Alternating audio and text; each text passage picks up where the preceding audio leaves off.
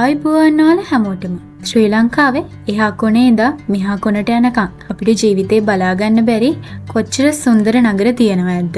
ජීවිතේට අහලා නැති, දැකලා නැති, ඒත් අනිවාර්යෙන් යන්න ඕන කියලා හිතන සුන්දර නගර ගොඩක් ඔයාලා ළඟටම ගේන්න HBS Tours අපි සූදානම්.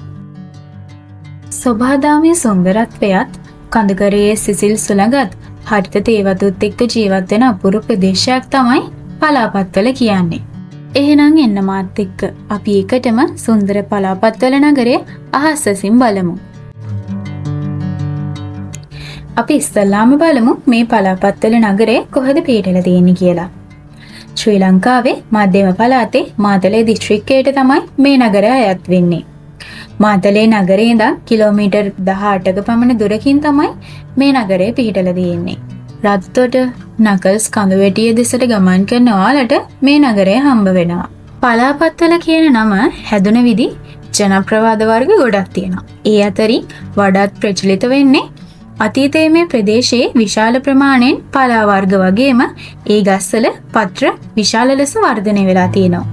මේ නිසා පලාපත් ඇති බල ලෙස හඳුන්වන නම කාලයත් එක්ක පලාපත්වල විදිහට වෙනස් වෙලා තියෙනවා. මේක එක ජනප්‍රවාදයක් විතරයි.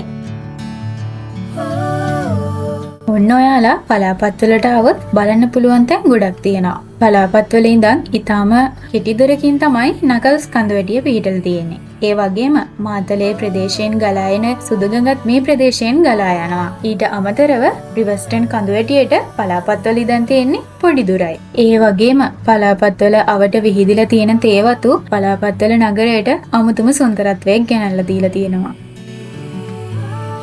ඔන්න මේ තමයි නිහඬ සුන්දරත්වයක් සැඟවිලා තියෙන අපූර්ව පලාපත්වල නගරය. මේ වගේ සුන්දරත්වයේ පිරුණු නගර බලන්න ඔයාලත් කැමති නේද? එහෙනම් අපි ඊළඟට එන්න ඕනේ කොහෙද කියලා කමෙන්ට් එකක් දාන්නකෝ බලන්න.